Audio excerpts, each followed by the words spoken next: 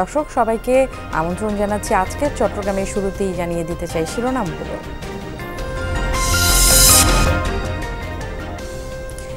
মেডিকেলে ভর্তি পরীক্ষায় কোটা বহাল রাখার প্রতিবাদে চট্টগ্রামে বিক্ষোভ মিছিল সমাবেশ। বৈষম্য বিরোধী ছাত্র আন্দোলনের সাথে মসনদে বসে যদি আপনারা আপনাদের দায়িত্ব ঠিকঠাকভাবে পালন করতে না পারেন তাহলে আপনারা আপনাদের মসনদ ছেড়ে দিন। আমরা হুঁশিয়ারি বার্তা দিতে চাই, আমরা কঠোর আন্দোলনের ঘোষণা করব।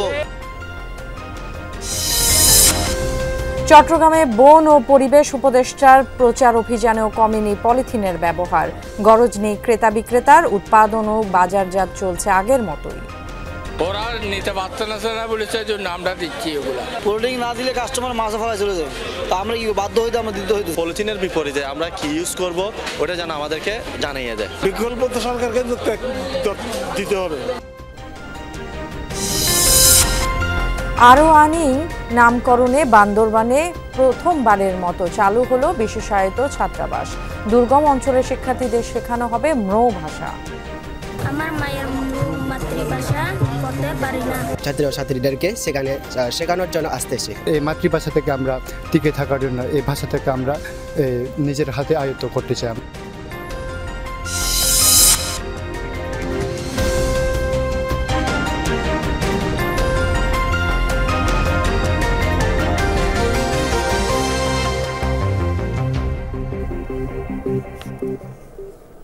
এতক্ষণ শিরোনামগুলো দেখে নিচ্ছিলেন, আপনাদের সাথে থাকছি আমি ফারহানা ন্যান্সি। এবার জানাতে চাই বিস্তারিত সব খবরাখবর। মেডিকেল ভর্তি পরীক্ষায় মুক্তিযোদ্ধা কোটা বহাল রাখার প্রতিবাদে চট্টগ্রামে বিক্ষোভ সমাবেশ ও মিছিল করেছে বৈষম্য বিরোধী ছাত্র আন্দোলন। একত্রতা প্রকাশ করে মেডিকেলের শিক্ষার্থীরাও। ফলাফল ও কোটা প্রথা বাতিল না করলে কঠোর আন্দোলনের হুঁশিয়ারি দেন তারা। সকালে চট্টগ্রাম প্রেস ক্লাব চত্বরে জড়ো হয়ে বিক্ষোভ সমাবেশ করে বৈষম্য বিরোধী ছাত্র আন্দোলন। মেডিকেলের 2024-25 সেশনের ভর্তি পরীক্ষার ফলাফলে কোটার কারণে মেধাবীরা বঞ্চিত হওয়ায় ক্ষোভ প্রকাশ করেন শিক্ষার্থীরা। যেভাবে জুলাইয়ে বিপ্লবে আমরা অংশগ্রহণ করেছিলাম সেইভাবে যদি আপনারা আরো দ্বিতীয়বার গণ অভ্যুত্থান না চান তাহলে দ্রুত আপনারা এই কোটা প্রথা বিলুপ্ত করেন আমাদের দেশ থেকে। মসনদে বসে যদি আপনারা আপনাদের দায়িত্ব ঠিকঠাকভাবে পালন করতে না পারেন তাহলে আপনারা আপনাদের মসনদ ছেড়ে দিন। চট্টলার ছাত্র সমাজের পক্ষ থেকে আমরা হুঁশিয়ারি বার্তা দিতে চাই, আমরা কঠোর আন্দোলনের ঘোষণা করব। সমাবেশে চট্টগ্রাম মেডিকেল কলেজের শিক্ষার্থীরাও যোগ দেন। সবার অভিযোগ, মেধাবীদের তুলনায় অনেক কম নম্বর পেয়েও কোটাধারীরা ভর্তি হলে মেধাহীন চিকিৎসক তৈরি হবে। আপনারা যে বললেন নতুন বাংলাদেশে আপনারা সংস্কার করবেন, তাহলে একজন 37 পাস স্টুডেন্টকে মেডিকেলে ভর্তি করিয়ে আপনি যখন ডাক্তার বানাবেন তাহলে তার কাছ থেকে আপনি কিভাবে একটি বাংলাদেশ, সুন্দর বাংলাদেশ আপনি চান, স্বাস্থ্য ব্যবস্থার সংস্কার আপনি কিভাবে চান? এই ধরনের বৈষম্য এই নতুন বাংলাদেশে কেন আমাদের দেখতে হবে? আমরা এর নিরসন চাই, এর জবাবদিহিতা চাই। এখনও কোটা প্রথা চালু রাখা জুলাই আন্দোলনের সঙ্গে বেইমানি বলে মন্তব্য করেন বিক্ষোভকারীরা। বাতিল না করলে কঠোর আন্দোলনের হুঁশিয়ারি দেন সমন্বয়করা। কোটামুক্ত বিশ্ববিদ্যালয় ভর্তি পরীক্ষা, কোটামুক্ত মেডিকেল বিশ্ববিদ্যালয় ভর্তি পরীক্ষা, কোটামুক্ত ইঞ্জিনিয়ারিং বিশ্ববিদ্যালয় ভর্তি পরীক্ষা যদি তারা করতে না পারে আমাদের এই সংগ্রাম থাকবে, আমরা আবারও রাজপথে থাকব। সমাবেশ শেষে একটি বিক্ষোভ মিছিল আশপাশের বিভিন্ন সড়ক প্রদক্ষিণ করে। আল আমিন শিকদার, যমুনা নিউজ, চট্টগ্রাম। নিষেধাজ্ঞা উপেক্ষা করে পলিথিনের অবাধ ব্যবহার চলছে চট্টগ্রামে। হাটবাজার, দোকানপাট, শপিং মল সবখানের চিত্র একই। বাজারে স্বয়ং বন ও পরিবেশ উপদেষ্টার প্রচার অভিযানের পরও পাল্টায় নেই চিত্র। নির্দেশনা মানার গরজ নেই ক্রেতা বিক্রেতাদের মধ্যেও। পলিথিন উৎপাদন ও বাজারজাত চলছে আগের মতোই। দেখে কে বলবে, একদিন আগে এই কাজির দেউরি কাঁচা বাজারে পলিথিন নিষিদ্ধে সচেতনতামূলক প্রচার অভিযান চালিয়ে গেছেন স্বয়ং পরিবেশ, বন ও জলবায়ু পরিবর্তন বিষয়ক উপদেষ্টা সৈয়দা রিজওয়ানা হাসান। সাথে ছিলেন স্থানীয় প্রশাসনের শীর্ষ কর্মকর্তারাও। তবে পরিদর্শন আর ব্যবস্থা গ্রহণের হুঁশিয়ারিতেই সীমাবদ্ধ সব। 24 ঘন্টার ব্যবধানে সেই একই বাজারে পলিথিনের ছড়াছড়ি। সবজি থেকে মাছ, মাংস সব পণ্যই ক্রেতাদের দেয়া হচ্ছে পলিথিনে ভরে। বিক্রেতারা দুষছেন ক্রেতাদের। ওরা হাতে কিছু আনে না, খালি হাতে আছে। ওরা নিতে পারছে না বলেছে জন্য আমরা দিচ্ছি ওগুলা। কোল্ড ড্রিঙ্ক না দিলে কাস্টমার মাছে ফেলায় চলে যায়, তা আমরা কি বাধ্য হইতে আমরা দিতে হইতেছি না বলে তো তোর মাত্র আইদে। এখন আমরা রাখতেছি কারণ আমাদের বিকল্প ব্যবস্থা আমাদের হাতে নাই।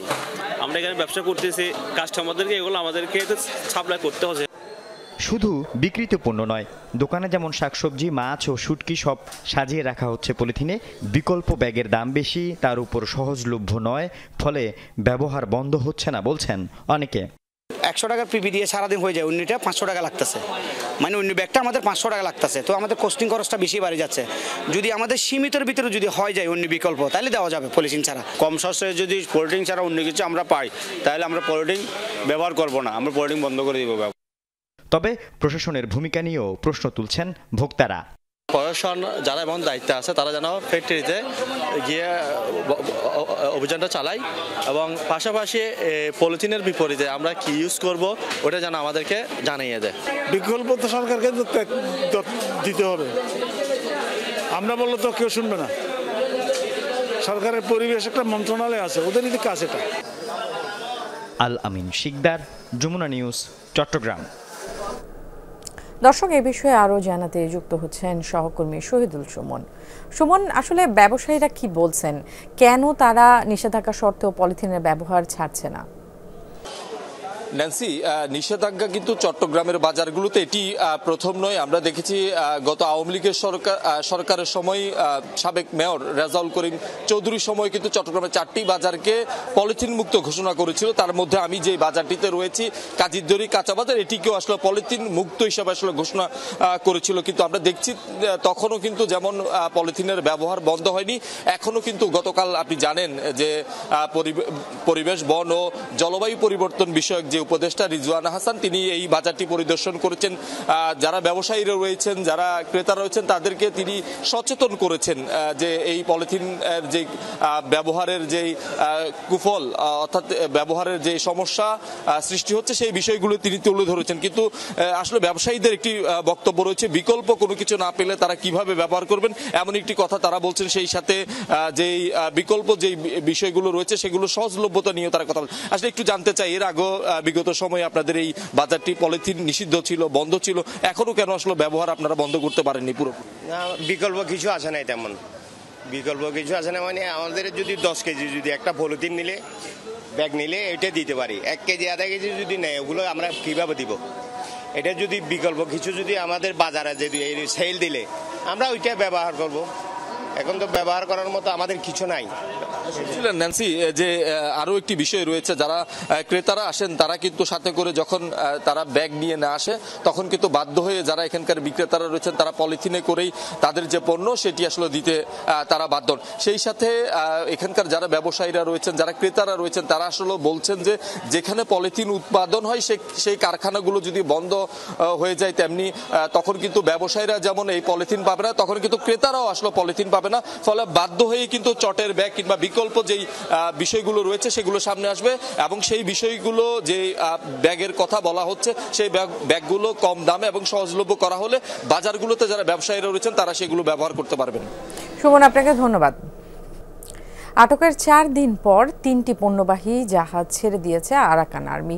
এরই মধ্যে টেকনাফ স্থলবন্দরে এসে পৌঁছেছে 2টি জাহাজ। তবে বাকি আরও একটি জাহাজ টেকনাফের পথে রয়েছে বলে জানিয়েছেন টেকনাফ স্থলবন্দরের মহাব্যবস্থাপক জসিমউদ্দিন। তিনি বলেন, 16 জানুয়ারি মিয়ানমারের ইয়াঙ্গুন থেকে টেকনাফ স্থলবন্দরের উদ্দেশ্যে ছেড়ে আসা 2টি পণ্যবাহী জাহাজ দেশটির সীমান্তে নাফ নদীতে পৌঁছালে জাহাজ দুটিকে আটক করে আরাকান আর্মি। পরদিন আরও একটি জাহাজ আটক করে তারা। তবে কী কারণে জাহাজ আটকে রাখা হয়েছিল তা নিশ্চিত হওয়া যায়নি। খাগড়াছড়িতে বিভিন্ন ইটভাটায় অভিযান চালানো হয়েছে। এ সময় 4টি ইটভাটাকে 4 লাখ টাকা জরিমানা করা হয়েছে। দুপুরে সদর উপজেলার আওতাধীন বিভিন্ন এলাকায় এই মোবাইল কোর্ট পরিচালনা করে উপজেলা প্রশাসন। অভিযানের নেতৃত্ব দেন সদর উপজেলার নির্বাহী কর্মকর্তা সুজন চন্দ্র রায়। তিনি জানান, সদর উপজেলার গঞ্জপাড়ায় 1টি, কমলছড়িতে 2টি ও ইটছড়ি এলাকার 1টি সহ 4টি ইটভাটা অবৈধভাবে পরিচালিত হওয়ায় অভিযোগ পাওয়া যায়। সরজমিনে গিয়ে সত্যতা পেয়ে প্রতিটি ইটভাটাকে 1 লাখ টাকা করে মোট 4 লাখ টাকা জরিমানা করা হয়। এ সময় পানি ছিটিয়ে নষ্ট করে দেওয়া হয় প্রস্তুতকৃত ইট সহ পাহাড়ে ম্রো ভাষা শিক্ষায় প্রথমবারের মতো চালু হলো বিশেষায়িত ছাত্রাবাস। এটার নাম আরুং আনোই, যার অর্থ হলো উজ্জ্বল আলো। বান্দরবানে এই ছাত্রাবাসে দুর্গম অঞ্চলের সুবিধাবঞ্চিত শিশু শিক্ষার্থীদের ম্রো ভাষা শেখানো হবে, সঙ্গে থাকছে আবাসন সুবিধা।